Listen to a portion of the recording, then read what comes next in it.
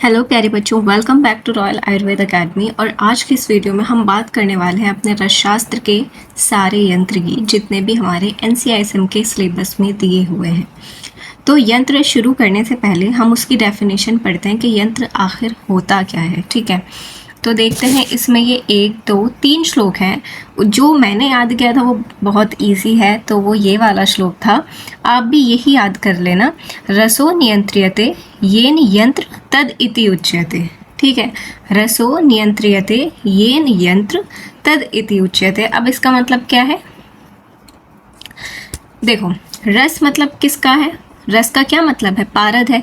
नियंत्रण करना यानी वो जितना ज़्यादा चलता फिरता और चंचल है उस हिसाब से उसे नियंत्रण करना। जो उसकी गति को, पारद की गति को नियंत्रित करे उसे ही यंत्र कहा जाता है। तो इसमें यहाँ पर लिखा है जिस साधन से पारद नियंत्रित होता है उसे यंत्र कहते हैं। पारद, महारस, उपरस, धातु आदि के शोधन, मारण के कर्मों की सफलता या रसादी द्रव्यों को गिरने, उड़ने, जलने आदि से बचाने हेतु जो उपक्रम काम के लिए लिया जाता है उसे यंत्र कहते हैं। यानी उसके साथ साथ ये तो हमने बता दिया कि जो पारद है उसका नियंत्रण करता है, लेकिन उसके साथ साथ महारस, उपरस, धातु का शोधन और मारण भी करता है। आ गया समझ में? और ये बोल रहे हैं यंत्र शब्द की निरुक्ति स्वेदन, मर्दन आदि कार्यों को करने के लिए और पारद को नियंत्रित करने के लिए रस द्वारा प्रयत्न पूर्वक जिन साधनों का प्रयोग किया जाता है उसे यंत्र कहते हैं। यानी ये वाली एक डेफिनेशन है जो पूरी डेफिनेशन है। ठीक है, इस श्लोक का मतलब तो आप ये लिखोगे कि जिस साधन से पारद नियंत्रित होता है उसे यंत्र कहते हैं। उसके बाद आप ये लिख सकते हो कि स्वेदन, मर्दन आदि कार्यों को करने के लिए और पारद को नियंत्रित करने के लिए रस सिद्धों द्वारा प्रयत्न पूर्वक जिन जिन साधन का प्रयोग किया जाता है उसे यंत्र कहते हैं। तो ये आपकी कंप्लीट डेफिनेशन हो जाएगी।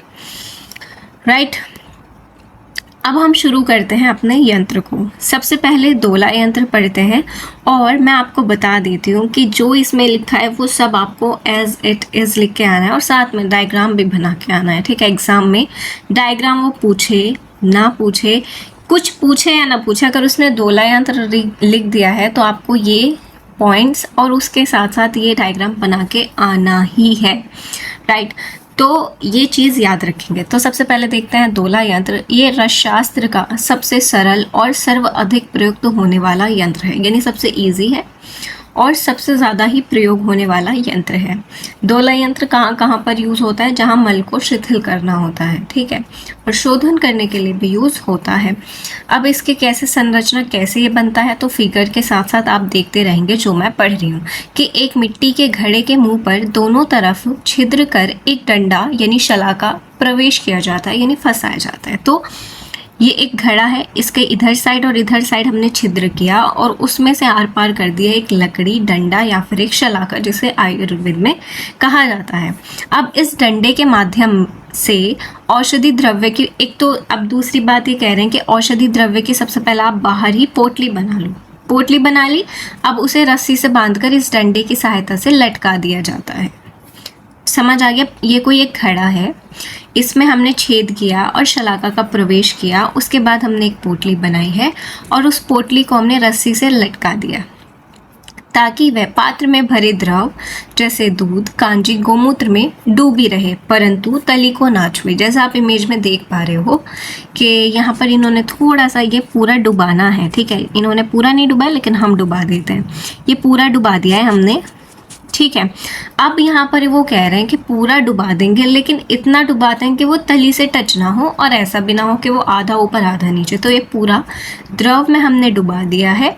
जैसे वो द्रव क्या हो सकते हैं? दूध हो सकता है, कांजी हो सकता है, गोमूत्र हो सकता है, डिपेंड्स ऑन कि वो क्या सब्सटेंस है जिसका हम दोला यंत्र में यूज़ कर रहे हैं, जिसका हमें शोधन करना है या जिसका मल शिथिल करना है। राइट, परंतु तली को ना छुए। नीचे से मंद अग्नि दी जाती है। Very important point to be noted here is कि यहाँ पर कितनी अग्नि दी जाती है? मंद अग्नि पर पाक किया जाता है। ये आपका MCQ में क्वेश्चन आ सकता है, इसलिए मैं लिख देती हूँ।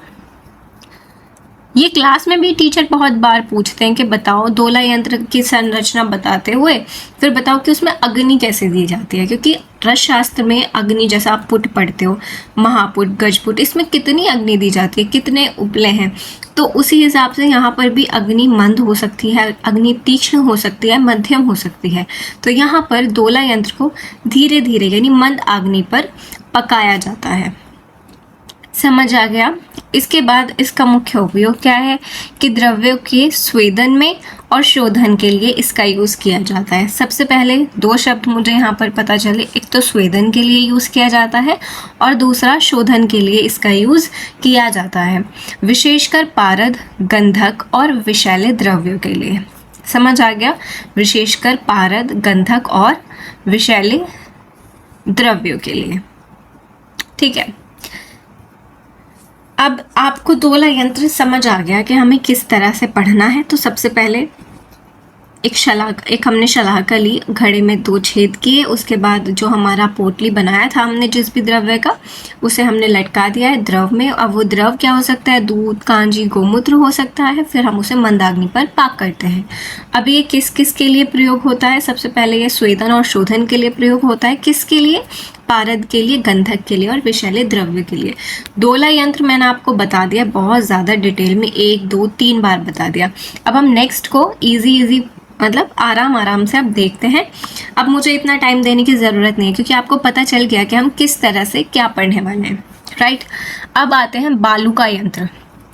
बालू किसे कहते हैं, सैंड को कहते हैं, जो कि इन्होंने लिख भी रखा है कि बालू कहा जाता है सैंड को। तो बालू के माध्यम से समान और नियंत्रित ऊष्मा देने वाला उपकरण। तो बालू का यंत्र क्या होता है कि बालू के माध्यम से, बालू का यंत्र है तो बालू के माध्यम से यहाँ पर आप लवण भी कर सकते हो।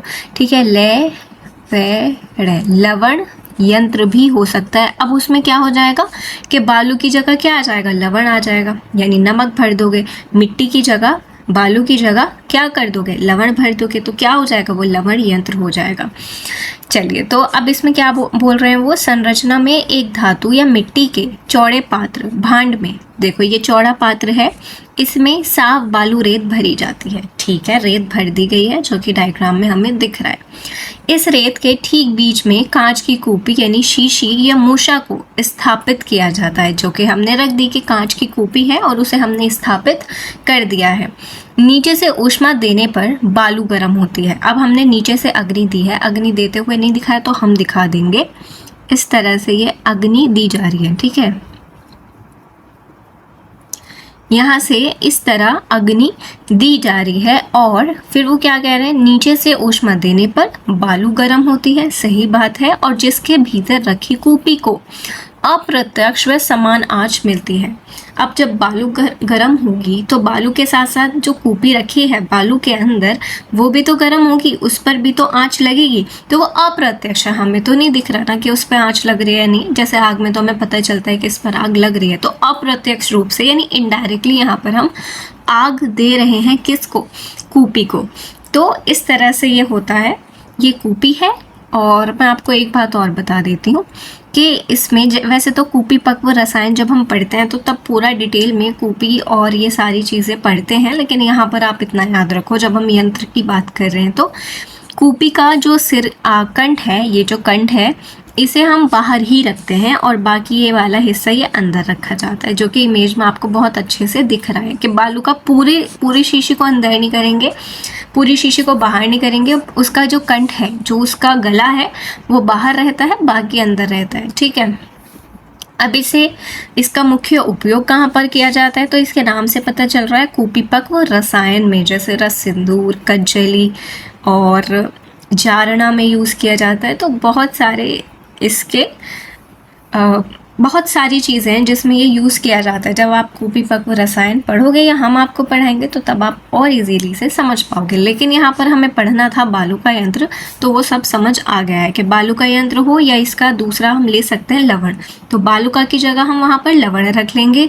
इसका यूज़ होता है कूपी पक्व रसायन में, जैसे रस सिंदूर और कज्जली के निर्माण में। इजी था, रस सिंदूर है, रस कर्पूर है, ठीक है, और समीर पन्नग रस है, तो बहुत सारे इसके एग्जाम्पल हैं। नेक्स्ट हम बात करते हैं पुट यंत्र की। नेक्स्ट किसकी बात करते हैं, पुट यंत्र की, जो कि हम आयुर्वेद में तो बस हर जगह पुट ही पुट पढ़ते हैं। तो देखते हैं कि पुट आखिर है क्या, जैसे हम इतना ज़्यादा पढ़ते हैं। तो परिचय में ही बोल रहे हैं कि धातुओं और खनिज को उच्च तापमान पर भस्म में परिवर्तित करने की प्रणाली यानी भस्मीकरण या फिर मारण के लिए जो यूज़ किया जाता है दैट इज़ नोन एज पुट यंत्र। तो इन्होंने यहाँ पर बता दिया है कि किसके लिए यूज़ किया जाता है, भस्म बनाने के लिए, ठीक है, यानी भस्मीकरण के लिए ये यूज़ किया जाता है। अब इसकी संरचना की बात करते हैं तो इसमें सामान्यतः ज़मीन में एक वर्ग आकार गड्ढा खोदा जाता है, जैसे गजपुट के लिए, महापुट के लिए सबका अलग अलग एक अपना साइज है कि किस में कितना गड्ढा खोदा जाना है। तो आप ये बोल दोगे कि सबका वर्ग के अनुसार कि मतलब जितना जिसके लिए बोला गया उसके अनुसार गड्ढा खोद दिया जाएगा। इसमें जंगली उपले यानी वनो उपले या गोबर के कंडे कहने की बात यह है कि उपले रखे जाते हैं, भरे जाते हैं। अब कंडों के बीच यानी उपलों के बीच में औषधि युक्त बंद श्राव संपुट को रखा जाता है और आग लगा दी जाती है। अब समझो डायग्राम से ही बोल रहे हैं कि सबसे पहले तो हमने जो भी जितना भी हमें दिया गया है कि इतना उसका लेंथ उतना इसका डेप्थ होना चाहिए, तो उस हिसाब से हमने सबसे पहले गड्ढा खोद लिया, राइट। उसके बाद हमने उसके नीचे उपले रखे, उसके बाद हमने अपना ये रखा शराब रखा, उसके ऊपर से हमने फिर से उपले रखे, ठीक है, साइड से बीच में सब जगह उपले भर दिए। अब उपले कितने होंगे, 1000 हो सकते हैं, 500 हो सकते हैं, 1500, वो डिपेंड करता है कि आप कौन सा पुट दे रहे हो। तो इसके बाद हम इन उपलों में अग्नि लगा देते हैं तो आग जल जाती है और इस तरह से हमारे जो धातुएं हैं और जो और भी ड्रग्स हैं, महारस उपरस धातु, उन सब का क्या बन जाता है, भस्म बन जाती है। तो इस तरह से ये इसका संरचना है। अब इसका मुख्य उपयोग मैंने जैसे स्टार्टिंग में ही बताया था कि भस्म के लिए किया जाता है। तो किस किस की भस्म, जैसे स्वर्ण भस्म, रजत, अभ्रक, ताम्र, मोस्टली सबकी भस्म आदि धातुओं का मारण यानी भस्मीकरण कर उत्कृष्ट भस्म तैयार की जाती है, यानी उत्तम भस्म तैयार की जाती है। अब नेक्स्ट हम बात कर रहे हैं खल्व यंत्र की, जिसे हम आम अपने घर में भी देखते हैं। अब ये रसशास्त्र की प्रयोगशाला का सबसे बुनियादी और अपरिहार्य खल मूसल है, ठीक है। तो इसे हम क्या कहते हैं, इसे खरल कहते हैं, इसे मूसल कहते हैं, ठीक है। इसकी संरचना कैसी होती है, ये पत्थर का बना होता है, ये मजबूत धातु से, कभी कभी लोहे से भी बना होता है और कभी कभी पत्थर से, जो कि हम घर में यूज़ करते हैं वो मोस्टली अब तो पत्थर का ही हम यूज़ करते हैं। ये पत्थर या मजबूत धातु से बना अर्ध अंडाकार या नौकाकार गहरा पात्र होता है, या तो नाव की तरह होता है, इस तरह से नाव होती है, ठीक है, नाव की तरह लंबा, और ये या फिर अर्ध चक्राकार यानी आधा, सेमी हेमिस्फेयर, ठीक है, सेमी सर्कल हेमिस्फेयर। तो आधा अर्ध चक्रा अर्ध अंडाकार या नौकाकार होता है। इसके साथ मर्दन करने हेतु एक मजबूत मूसल होता है। अब ये मूसल से ही तो, अब ये तो हो गया, मूसल से ही तो जब हम इसे मर्दन करते हैं तभी तो वो चीज़ पिसती है, बारीक होती है। तो इसका मुख्य उपयोग कैसे होता है, जड़ी बूटियों में, रसों, जो जैसे हम कल्क बनाते हैं तो वो कैसे बनाते हैं, इससे बनते हैं, ठीक है, रसों और रसायनों की कज्जली बनाने में, और कभी कभी तो शोधन में, मर्दन में सब यूज़ होता है, ठीक है। तो रसों और रसायनों की कज्जली बनाने में, घुटाई में यानी कि वही भावना देने में, और बारीक पीसने में यानी चूर्ण करने में। जब हम कल्क से चूर्ण बनाते हैं तो उसे क्या करते हैं, इसी में तो पीसते हैं कि खल्व यंत्र में उसे पीस लो, उससे वो एक बारीक चूर्ण बन जाता है। तो ये तो बहुत ईजी था। तो इसे किस में यूज़ करते हो, जड़ी बूटियों, रस और रसायनों की कज्जली में, घुटाई में और उसे बारीक चूर्ण करने में यूज़ किया जाता है। फिफ्थ आता है पातन यंत्र, जो कि अपने आप में बहुत ज़्यादा इम्पॉर्टेंट भी है। और यहाँ पर ये कह रहे हैं कि पारद के ऊर्ध्व यानी ऊपर की तरफ, अधा नीचे की तरफ, तिर्यक मतलब side by side sublimation distillation के लिए प्रयुक्त यंत्र है, ठीक है। इसकी संरचना कैसी होती है, ऊर्ध्वपातन यहाँ पर बताया गया है कि इसमें 2 घड़े एक के ऊपर एक उल्टा मुंह करके रखे जाते हैं, एक के ऊपर एक रखा है उल्टा मुंह करके, ठीक है, समझ दिख रहा है ना वो तो, कि एक ये है एक ये है, दोनों उल्टे मुंह करके रखे हुए हैं, दोनों के मुंह जुड़े हैं। अब उनका संधि स्थान को कपड़ मिट्टी यानी संधि बंधन कर दिया जाता है। संधि बंधन कैसे करते हैं कि 7 बार कपड़ मिट्टी, यानी आप जो कपड़ा है उसे मिट्टी, मुल्तानी मिट्टी में डिप करके उसे मुल्तानी मिट्टी लपेट के उस कपड़े पर इसको यहाँ पर लपेट दोगे इसके चारों तरफ, फिर उसे सुखाओगे, फिर ऐसे ही 7 बार ये प्रक्रिया करने से इसे कहा जाता है संधि बंधन, यानी 7 बार कपड़ मिट्टी किया जाता है। फिर उसके बाद नीचे वाले घड़े में पारद मिश्रण होता है। जो ये वाला घड़ा है यहाँ पर क्या है, पारद मिश्रण है, पारद मिश्रण है। तो यहाँ पर क्या है, पारद का मिश्रण है और ऊपर वाले घड़े के तल को ठंडा रखा जाता है जिससे वाष्प वहाँ जमा हो सके। तो यहाँ पर एक ऐसा समझो कि ये इस तरह का कोई आकार होता है और उसमें पानी भरा जाता है। तो यहाँ पर क्या है, जल भरा जाता है, या फिर यहाँ पर कोई कंबल भी रख लिया जाता है, और कंबल भी रख लिया जाता है ठंडा करके, यानी पानी में भिगो के कोई कंबल रख दो इसके ऊपर तो वो ठंडा रहेगा। तो ये चीज़ इसलिए है कि यहाँ पर ये ठंडा रहे, तो घड़े के तल को ठंडा रखने के लिए, जिससे वाष्प वहाँ जमा हो सके, जिससे कि जो हमारा वेपर्स है मरकरी के, वो पारद के, हाँ, तो वहाँ पर जमा हो सके।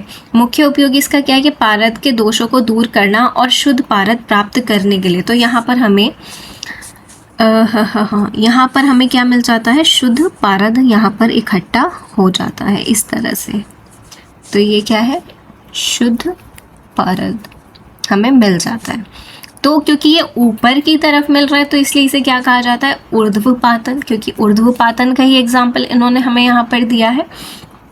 अब अगर ये बात करते अधःपातन की तो हम यहाँ पर ये सब उल्टा हो जाता कि पारद मिश्रण यहाँ पर होता और शुद्ध पारद हमें यहाँ पर मिलता, ठीक है। और तिर्यकपातन में क्या होता है वो हम डिस्टिलेशन में आगे पढ़ेंगे। नेक्स्ट हम बात करते हैं दरवी का यंत्र। दरवी का यंत्र कुछ नहीं है, सिर्फ चम्मच है। जैसे कि हम चम्मच है सब्जी चलाने के लिए जो यूज़ किया जाता है, तो ये एक प्रकार की करछी, लेकिन आयुर्वेद में इसे करछी या फिर दरवी का यंत्र कहते हैं। ये चमचा होता है एक्चुअली। तो ये संरचना, इसमें एक लंबा धातु का हत्था होता है जो कि आप देख पा रहे हैं, जिसके आगे एक गोल या फिर अंडाकार गहरा चमचा लगा होता है। तो ये हो गया गोल या फिर अंडाकार एक चमचा होता है। अब ये किस चीज़ का हो सकता है, लोहे का, तांबे का या मिट्टी से बना हो सकता है। कोई दिक्कत वाली बात यहाँ तक नहीं थी। अब इसके लिए वेरी इंपॉर्टेंट जो चीज़ है ना प्यारे बच्चों, वो इसका यूज़ है। इसका रचना जितनी आसान है ना, तो इसका ये नहीं पूछा जाएगा कि इसकी संरचना बताओ। MCQ में अगर पूछा जाएगा तो वो ये पूछेगा कि इसका यूज़ किस में होता है। तो इसका यूज़ होता है गंधक द्रुति बनाने में, औषधि को सीधा आंच पर पिघलाने में, मिलाने या भूनने में। जो वेरी इंपॉर्टेंट है वो यही था कि गंधक द्रुति बनाने में। गंधक द्रुति, क्योंकि गंधक भी अपने आप में इंपॉर्टेंट टॉपिक है, तो गंधक द्रुति बनाने में यानी गंधक को पिघालना होता है ना। तो क्या करते हो, गंधक लिया, इसके ऊपर रखा, ठीक है, गंधक को इसके ऊपर रख दिया आपने और नीचे से अग्नि दे दी तो ये पिघल जाएगा। तो ये क्या हो गया, गंधक की द्रुति। औषध को सीधे आंच, द्रुति में और कुछ भी डलता है, ठीक है, हम तो समझ रहे हैं। अब औषधि को सीधे आंच पर पिघालना, सीधे पिघला दो, ठीक है। यहाँ पर जैसे नाग और वंग में, इसे नाग वंग को यहाँ रखा और इसे पिघला दिया तो पिघल गए, ठीक है। मिलाने के लिए या भूनने के लिए इसका यूज़ किया जाता है। जो इंपॉर्टेंट पॉइंट है वो गंधक द्रुति या फिर इन्हें आंच पर पिघालना, जैसे कि नाग और वंग के लिए किया जाता है। इजी था, समझ आ गया। नेक्स्ट की बात करते हैं उलूखल यंत्र। ये भी हम अपने घर में देखते हैं, इसे ओखली कहा जाता है। तो सूखे औषधि द्रव्य को कूटने के लिए प्रयुक्त होने वाला पारंपरिक ओखली मूसल होता है। इसमें ओखली है और मूसल है। संरचना ये लोहे का हो सकता है, पत्थर का हो सकता है या भारी लकड़ी जैसे बबूल या इमली की लकड़ी से निर्मित गहरा बेलनाकार पात्र होता है, यानी सिलेंड्रिकल होता है। लोहे का हो सकता है, पत्थर का हो सकता है या भारी लकड़ी का। मेरे मतलब हमारे घर तो नहीं है, बट हमारे ताऊ के घर से हम ले आते हैं मैंने वो भी नीडेड, क्योंकि जब गुड़ हम कूटते हैं तो इसी में कूटते हैं। तो हमारे यहाँ तो लोहे का है। तो लोहा, पत्थर या फिर भारी लकड़ी जैसे बबूल, इमली से निर्मित होता है और इसे किसके लिए यूज़ किया जाता है, कूटने के लिए। और इसमें 4 से 5 फीट लंबी मूसल होती है। अब इसका मुख्य उपयोग क्या है, आपको पता ही है कि उसे यवकुट चूर्ण करने के लिए, काष्ठ औषध का यवकुट चूर्ण बनाने के लिए, या फिर शुष्क द्रव्यों को पीसने के लिए, या फिर कह सकते हो जो हार्ड द्रव्य होता है ना उनको यवकुट करने के लिए किसका यूज़ किया जाता है, उलूखल यंत्र का। समझ आ गया, इजी था ना, उलूखल यंत्र में भी कुछ भी नहीं था। नेक्स्ट हम बात करते हैं पाताल यंत्र। इसमें बहुत कुछ है, ये बहुत ज़्यादा इम्पोर्टेंट है, मैं इस पर लिख ही देती हूँ, बच्चे नोट्स देखेंगे तो पता चल जाएगा कि ये इम्पोर्टेंट है। पाताल यंत्र ये बोल रहे हैं कि पाताल का मतलब देखो, एक होता है पाताल लोक, ठीक है, ऐसा झापड़ मारूंगी कि पाताल लोक जाके पड़ोगे, ऐसा बोला जाता है, ठीक है, मैं नहीं बोल रही आपको, मेरे बच्चे प्यारे प्यारे हो आप, आपको तो नहीं बोलेंगे, ठीक है, तो ऐसा झापड़ मारेंगे ना, तो ऐसा कहा जाता है। और वैसे तो मैंने पता ये फर्स्ट टाइम कहाँ सुना था, जब हम बच्चे थे तो हम बालवीर बहुत देखा करते थे, स्टिल मैं तो बालवीर की फ़ैन हूँ, क्योंकि वो जो बालवीर सीज़न 1 था ना बहुत अच्छा था, बहुत अच्छा मैसेज भी देता था और बहुत अच्छी उसकी स्टोरी भी थी। तो वहाँ पर पाताल लोक होता था, जैसे परी लोक, पृथ्वी लोक, ऐसे ही पाताल लोक। तो वहाँ से मुझे पता चला अच्छा पाताल नाम की क्या चीज़ होती है, ठीक है। तो पाताल लोक में तबाही रहती थी, तबाही निकली थी पाताल लोक से, ठीक है।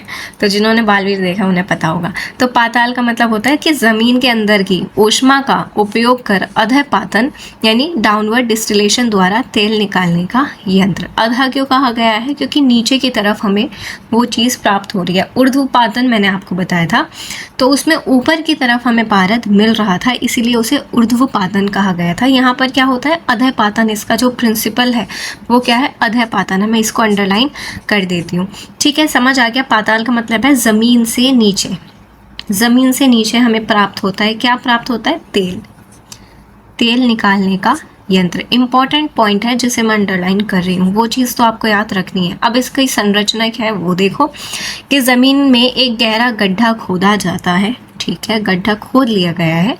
आगे देखते हैं, इसमें तेल संचित करने वाला एक छोटा घड़ा रखा जाता है। अभी जिसमें तेल इकट्ठा होगा वो ये वाला घड़ा है, देख रहे हो ना, मेरा पेन देखो, ये वाला तो डिब्बा है, ये गड्ढा खोद दिया, और ये है जहाँ पर हमें तेल मिलेगा, जहाँ पर तेल इकट्ठा होगा। उस घड़े के ऊपर एक दूसरा सुराखदार घड़ा जिसमें औषधि भरी होती है उल्टा करके रखा जाता है। इन्होंने इसमें औषधि नहीं दिखाई है, कोई बात नहीं है, हम दिखा देंगे। ये है औषध, ये क्या है, औषध इसमें रखा गया है जिसका तेल निकलना है। तो यहाँ पर वो औषध हमने रख दिया है, और ये एक सुराख है, ये क्या है, एक छिद्र है, मैं लिख देती हूँ, ये क्या है, एक छिद्र है। तो अब क्या होता है कि कहाँ थे हम, उस घड़े के ऊपर एक दूसरा सुराखदार यानी छिद्र वाला घड़ा रख देते हैं जिसमें औषधि भरी होती है, उसे उल्टा करके रखा जाता है जैसा हमें दिख रहा है, क्योंकि घड़ा तो ऐसा होता है ना, ये है, लेकिन हमने तो इसे उल्टा करके रखा है, तो इसका मुंह नीचे है, तो उसे उल्टा करके रख दिया और उसमें एक छिद्र कर दिया। अब गड्ढे को ढककर चारों तरफ कोयले या उपले जलाए जाते हैं। अब गड्ढे को हमने ढक दिया और उसके ऊपर चारों तरफ क्या डाल दिए, उपले डाल दिए, जिससे गर्म होकर तेल नीचे वाले घड़े में टपकता है। अब इसे मैं उपले बना देती हूँ, इसमें तो नहीं बनाए, ये हमने यहाँ पर रख दिए उपले, ठीक है, ये क्या है, वन्य उपल यानी उपले। अब यहाँ पर उपलों में हमने दे दी अग्नि।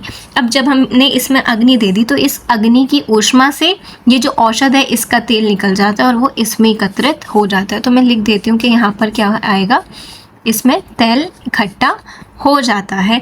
तो ये क्या है, नीचे की तरफ तेल गिर रहा है, तो इसीलिए तो इसे कहा, इसका प्रिंसिपल क्या है, अधापातन का है। और पाताल यंत्र क्यों, क्योंकि ज़मीन के अंदर का काम कर रहा है, ठीक है। इसका मुख्य उपयोग बहुत ज़्यादा गंधक तेल, भल्लातक तेल, मयूर पूंछ तेल आदि विशिष्ट औषधीय तेल यानी द्रुति के निष्कर्षण हेतु बहुत ज़्यादा इंपॉर्टेंट है। इसका MCQ में एग्जाम्पल ही पूछा जाएगा, शॉर्ट में भी पूछा जा सकता है। अब मैं ये तो नहीं कह रही कि शॉर्ट में नहीं, शॉर्ट में भी पूछा जा सकता है, लेकिन MCQ में जो पूछा जाएगा तो पाताल यंत्र से यही पूछा जाएगा कि पाताल यंत्र किसके लिए यूज़ होता है। और ये आपसे सिर्फ उसमें नहीं, एग्ज़ाम में नहीं, वाइवा में पूछेगा या प्रैक्टिकल एग्जामिनर भी पूछेगा। तो ये चीज़ बहुत ज़्यादा इम्पॉर्टेंट है, समझ आ गया। नेक्स्ट अब हम बात करते हैं कूपी यंत्र, कूपी यंत्र मैंने आपको बालू का यंत्र में बता दिया कि कूपी होती है, यहाँ पे थोड़ा और उसे डिटेल से समझ लेते हैं। ये कांच की शीशी से निर्मित विशिष्ट तापन यंत्र है। तो कैसा है, कांच की शीशी से बना है, कोई दिक्कत नहीं है। अब इसकी संरचना क्या है कि कांच की एक मजबूत बोतल होती है जिसके ऊपर मिट्टी भीगे कपड़े की 7 बार कपड़ मिट्टी करते हैं, तो मैं आपको बता चुकी हूँ। सप्त मृतिका चढ़ाई जाती है ताकि वह तीव्र आंच में ना फूटे। क्यों चढ़ाई जाती है इन्होंने बता दिया, ताकि वह तीव्र आंच में फूटे नहीं। इसे बालू का यंत्र के अंदर स्थापित कर भट्टी पर चढ़ाया जाता है। समझ आ गया, बालू का हो सकता है या फिर लवण यंत्र भी हो सकता है। अब इसका भी सेम है, समीर पन्नग रस, मकर ध्वज रस, सिंदूर रस, कर्पूर, कज्जली निर्माण, ठीक है, इन सब में इसका यूज़ किया जाता है। बहुत इजी था, ये तो हम पढ़ के आ चुके। अब हम बात करते हैं अर्क पातन की, यानी तिर्यक पातन की, जो कि मैंने आपको बताया था कि पातन में 3 तरह का पातन होता है। उर्दू का एग्जाम्पल मैंने आपको वहीं बता दिया था। अधय का एग्जाम्पल यानी अधय का प्रिंसिपल किस तरह से काम करता है वो हमने पाताल यंत्र में पढ़ा था। तिर्यक पातन हम तिर्यक पातन का एग्जाम्पल एक अर्क पातन क्या बोल रही हूँ अर्कपातन भी है, ठीक है। अर्कपातन वाला ही प्रोसेस होता है तिर्यक पातन का। तो वाष्पीकरण और संघनन यानी डिस्टिलेशन की प्रक्रिया से औषध यानी अर्क यानी हाइड्रोसोल बनाने का यंत्र है। इतना आप समझ आ गया कि क्या है डिस्टिलेशन वाला प्रोसेस, अब आपको याद आ गया होगा। तो यहाँ पर ये कह रहे हैं कि एक घड़े में जल और औषधि भरी जाती है। तो ये है वो जिसमें जल प्लस औषधि है, जल प्लस औषधि है। इसमें क्या है, जल प्लस औषधि इस वाले घड़े में भर दी है। अब इसके मुख पर एक विशेष नलीदार पात्र जोड़कर उसे एक अन्य शीतल जल से युक्त पात्र कंडेंसर से होकर गुजरने वाली नली द्वारा संग्राहिक पात्र से जोड़ा जाता है। यानी ये क्या है, कलेक्शन। यहाँ पर क्या होगा, कलेक्ट होगा जो हमारा अर्क होगा, और ये क्या है, कंडेंसर है, ठीक है। तो यहाँ पर क्या बोल रहे हैं कि एक घड़े में जल और औषधि भर दी जाती है। अब उसके बाद क्या करेंगे, इसके मुंह पर एक विशेष, ये क्या है, ट्यूब है। मैं लिख देती हूँ क्योंकि डायग्राम में इतना स्पष्ट नहीं है। ये ट्यूब है, ठीक है, ट्यूब है। हमने ट्यूब लगा दी और उस ट्यूब को एक अन्य कंडेंसर से जोड़ दिया और जहाँ से गुजरने वाली नली को यहाँ पर कलेक्ट यानी पात्र से जोड़ दिया जाता है।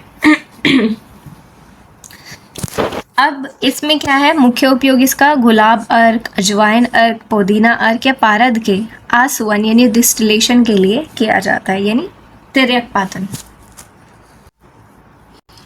इसके बाद नेक्स्ट हम बात कर रहे हैं पीठर यंत्र की। तो इसमें क्या है कि औषधि को मंद तापन या पकाने के लिए प्रयुक्त एक प्राचीन मृतिका पात्र।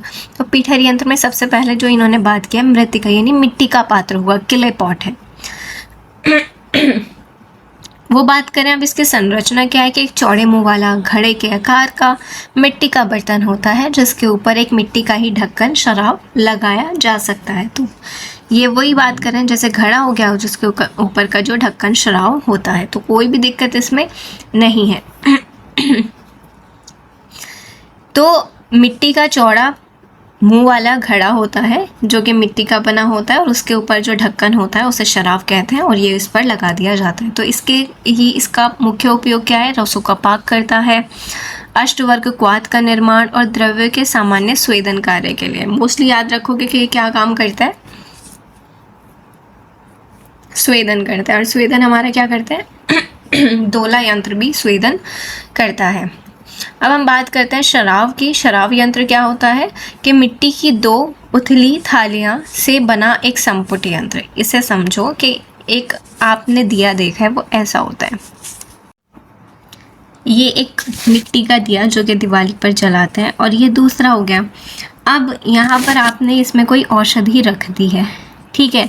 अब आपने क्या किया कि इसे पलट के इसके ऊपर रख दिया तो वो ऐसे आ जाएगा, समझ आ रहा है। तो इसे ही कहा जाता है शराब यंत्र।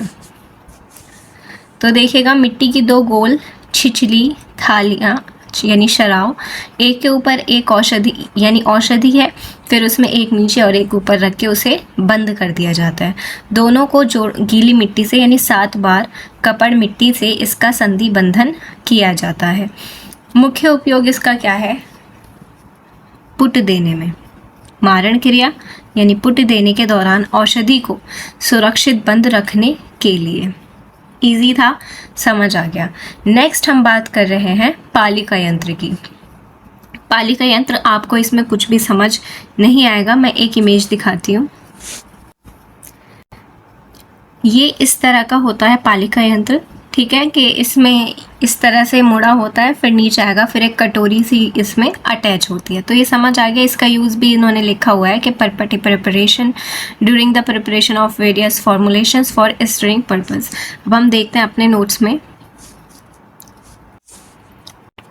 ठीक है। तो इस तरह का पालिका यंत्र हमने इमेज में देखा। तो ये कह रहे हैं कि धातु की बनी गोल एवं खड़ी दीवारों वाली एक विशेष कलछी है। एक लंबी छड़ की हत्थे के सिर पर एक 2 से 3 इंच गहरा गोल कटोर नुमा धातु का पात्र जुड़ा होता है। आप ये वाला इमेज तो बिल्कुल ना देखें, ठीक है, ये वाला देख लीजिएगा। तो यहाँ पर एक ये लंबा डंडा है और इसमें क्या जुड़ा है, कटोरी जैसा एक पात्र जुड़ा होता है। और इसका क्या प्रयोग होता है, गंधक जारना में, द्रुति के निर्माण में तथा पिघले हुए द्रव्यों को मापने व हिलाने डुलाने हेतु। तो ये चीज़ इसमें याद रखेंगे कि इसका मुख्य उपयोग क्या है, गंधक जारण में, द्रुति में, जो कि हमने कौन सा यंत्र पढ़ा था, वो करछुल वाला द्रवीकर यंत्र, ठीक है। तो उसमें भी हमने सेम चीज़ें कि द्रुति का निर्माण करता है पढ़ा था। तो यहाँ पर गंधक जारण है, द्रुति का निर्माण है, पिघलाने और मापने हिलाने डुलाने है, तो दोनों का लगभग सेम ही यूज़ होता है। लेकिन यहाँ पर याद रखेंगे कि ये गंधक जारण के लिए यूज़ होता है। स्थाली यंत्र की बात करते हैं। तो यहाँ पर वो बोल रहे हैं, स्थाली यंत्र भी आप एक बार देख लीजिएगा इमेज में। इस तरह का होता है ये स्थाली यंत्र, के इसे नीचे से अग्नि दी जाती है, उसके बाद कपड़, मिट्टी और ये सारा द्रव्य इसमें रखा है। तो ठीक है, अब हम देखते हैं कि स्थाली यंत्र है क्या, कि समतल यानी फ्लैट बॉटम वाला एक धातु का बर्तन होता है। अब संरचना में इसका निचला भाग चौड़ा और समतल होता है, पता चल गया, ताकि आंच पूरे तल पर बराबर लगे। क्यों होता है, ताकि आंच पूरे तल पर बराबर लगे, क्योंकि हमारी कढ़ाई ऐसी होती है तो उस पर यहाँ पर आंच ज़्यादा लगती है, यहाँ पर कम। तो इन्होंने क्या बोला है कि ताकि आंच सारे तल पर बराबर लगे। इसके ऊपर एक सुदृढ़ ढक्कन लगाया जाता है, जैसे हमने इमेज में भी बताया था। इसका मुख्य उपयोग क्या होता है, क्वाथ बनाने में, अवले तथा रसों को उबालने के लिए और पकाने के लिए। ढक्कन लगाने की ज़रूरत है तो ढक्कन लगा दो, नहीं है तो मत पकाओ, क्योंकि क्वाथ मोस्टली क्वाथ कैसे बनाते हैं, बिना ढक्कन ढके क्वाथ बनाते हैं, याद रखिएगा। अवले में उसमें भी ढक्कन नहीं ढकते हैं, और बाकी रसों को उबालने एवं पकाने के लिए ढकना है तो डिपेंड करता है। तो समझ आ गया स्थाली यंत्र क्या है, बहुत इजी था, कढ़ाई से याद कर लो बस। स्वेदन यंत्र क्या बोल रहे हैं कि वाष्प, स्वेदन का मतलब समझ आ रहा है ना, कि वाष्प स्वेदन यंत्र। वाष्प यानी स्टीम द्वारा द्रव्यों का स्वेदन करने वाला विशिष्ट यंत्र। समझ आया कि स्टीम के द्वारा स्वेदन करने वाला विशिष्ट यंत्र होता है। इसकी संरचना क्या है कि एक बड़ी हांडी में पानी भरकर उसके मुंह पर एक बारीक कपड़ा बांध दिया जाता है। समझते हो कि ये देखो, यहाँ पर डिफ्रेंशिएट करो कि डायग्राम कैसे बनाया है इन्होंने, कि ये एक हांडी है, ये रख दी गई है, इसके ऊपर हमने डाल दिया कपड़ा, जो कि मैं ऐसे बना रही हूँ और लिख भी देती हूँ कि क्या है, कपड़ा है, ठीक है। ये क्या किया इन्होंने कि एक हांडी के पात्र में पानी भरकर, तो ये पानी भर दिया हमने, इसके ऊपर क्या है, एक कपड़ा इसके मुंह पर बांध दिया है। इस कपड़े के ऊपर औषधीय द्रव्य रखकर ऊपर से अन्य पात्र ढक दिया जाता है। तो यहाँ पर मैंने क्या किया कि ये औषध द्रव्य यहाँ पर डाल दिया है और इसके ऊपर ये औषध द्रव्य डाल दिए, और इसे ऊपर से हम क्या कर देंगे, ढक देंगे। तो इसे हमने लो भाई ऊपर से ढक दिया। अब क्या होगा कि हम इसे क्या करेंगे, अग्नि देंगे, यहाँ से अग्नि दे दी जाएगी, और फिर जब हम उसे अग्नि देंगे तो ये पानी गर्म होगा और इसकी वाष्प से इसका स्वेदन होगा। तो समझ आ गया इसका नाम स्वेदन यंत्र क्यों पड़ा, क्योंकि ये इसकी स्टीम से इसका स्वेदन होता है। अब नीचे आग जलाकर वाष्प से कपड़ा गर्म होता है और औषधियों का स्वेदन होता है। मुख्य उपयोग इसका याद रख लेंगे, शंख, कौड़ी, मुक्ता विभिन्न वनस्पतियों के मृदुकरण एवं स्वेदन हेतु किया जाता है। विद्याधर यंत्र की बात करते हैं। तो विद्याधर यंत्र ऐसा है कि मैं पहले आपको इमेज दिखा देती हूँ। देखो प्यारे बच्चों, ये है विद्याधर यंत्र। इसमें आप देख रहे हो कि एक घड़ा नीचे है, एक घड़ा ऊपर है, और इसमें 4 तरफ से अग्नि दी जाती है, क्योंकि 4 डायमेंशंस होते हैं। एक स्क्वायर है, उसमें 4 डायमेंशन, 4 चकोर होता है, 4 साइड्स होती हैं। तो हर 4 साइड से लकड़ी रखी है। देखो इधर भी रखी है, सामने लेफ्ट रखी है, राइट रखी है, और एक पीछे भी होगी जो कि हमें नहीं दिख रही है। तो इस तरह होता है विद्याधर यंत्र। तो अब देखते हैं कि विद्याधर यंत्र क्या बोल रहे हैं ये, कि पारद के शोधन और हिंगुल से पारद निकालने का एक उत्कृष्ट ऊर्ध्वपातन यंत्र होता है। ये कैसा यंत्र है? या सिर्फ इसमें क्या रखना है कि ये ऊर्ध्वपातन यंत्र है। कैसा यंत्र है? ऊर्ध्वपातन, जो कि हमने पातन में भी पढ़ा था। इसकी संरचना कैसी है कि 2 हांडिया का प्रयोग किया जाता है। दिख रहा है, वो मैंने दिखा दिया था, इसमें तो नहीं इतना साफ पता चल रहा। तो देख लो, एक हांडी ये है और एक हांडी ये हो गई, ठीक है। अब ऊपर वाली हांडी को उसके ऊपर सीधा फिट किया गया जाता है, जिसके अंदर ठंडा पानी भरा जाता है।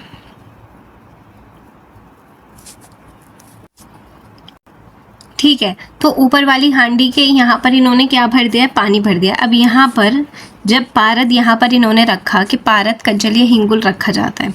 नीचे वाली हांडी में गंधक पारद, जिसमें गंधक पारद कज्जली हो या फिर हिंगुल। हिंगुल क्या होता है? HGS, जिसमें पारद और गंधक मिक्स होता है। तो यहाँ पर हमने ये रख दिया, ठीक है। अब ये क्या होगा? जब इसे अग्नि दी जाएगी, ठीक है, यहाँ से अग्नि देंगे तो ये ऊपर जाएगा। ऊपर जाएगा तो यहाँ पर ये क्या है? ठंडा पानी है। ये क्या है? इसमें ठंडा जल है, तो यहाँ पर ये चिपक जाएगा यहीं पर। तो इससे क्या हो जाएगा? ये उसका आधा ऊर्ध्वपातन है। ऊपर की तरफ पारद की गति है, तो ये क्या हो जाएगा? ऊर्ध्वपातन है। जैसे कि पातन यंत्र था, सेम वही है, बस इसमें याद पता है क्या करना है कि इसमें अग्नि 4 तरफ से दी जाती है। मैं आपको बना के दिखाऊं तो एक तरफ से ये हो गया, ये एक हो गया, एक तरफ ये दूसरी साइड हो जाएगी इसकी, तीसरी साइड ये हो जाएगी, और चौथी साइड इसके पीछे से इस तरह से कि 4 साइडों से इसमें अग्नि दी जाती है। ये चीज़ याद रखेंगे। बाकी सब सेम है कि 2 घड़े रख दिए हैं और फिर उसे अग्नि दे दी है और पारद ऊपर यहाँ पे आके चिपक जाता है, ठीक है। तो अब ये क्या कह रहे हैं कि इसमें 2 हांडियों का प्रयोग किया जाता है। नीचे वाली में गंधक या कज्जली हिंगुल रखा जाता है, ऊपर वाली में ठंडी पानी भरा जाता है, ठीक है। इसके ऊपर सीधा फिट करके उसके ठंडा पानी भरा जाता है। नीचे ताप देने पर पारद वाष्पीकृत होकर ऊपर की हांडी के शीतल पेंदे से टकराकर वहीं संघनित हो जाता है और चिपक जाता है। इसमें किसके लिए यूज़ किया जाता है? Extraction of mercury from cinnabar, यानी हिंगुलोत पारद, यानी हिंगुल जो कि HGS होता है। HGS इज हिंगुल। इस हिंगुल में क्या है? सल्फर भी है। अब इसमें से सिर्फ Hg निकालना होता है। Hg सिर्फ मिले, इसी वजह से हमें ये प्रोसेस करनी पड़ती है। तो ये था प्यारे बच्चों आज का हमारा यंत्र का चैप्टर, जिसमें मैंने सारे यंत्र कवर कर लिए हैं। और ये वाला श्लोक आप याद कर लीजिएगा। यंत्र क्या होता है? रसो नियंत्र्यते येन यंत्र तद इति उच्यते। मैं उम्मीद करती हूँ आपको यंत्र अब अच्छे से समझ आ गए होंगे। अगर आपको वीडियो पसंद आई है तो हमारे वीडियो को लाइक कीजिए, चैनल को सब्सक्राइब कीजिए और वीडियो को ज़्यादा से ज़्यादा शेयर कीजिए। और मिलते हैं आपसे नेक्स्ट वीडियो में। तब तक के लिए रखिएगा अपना ख्याल। Bye bye.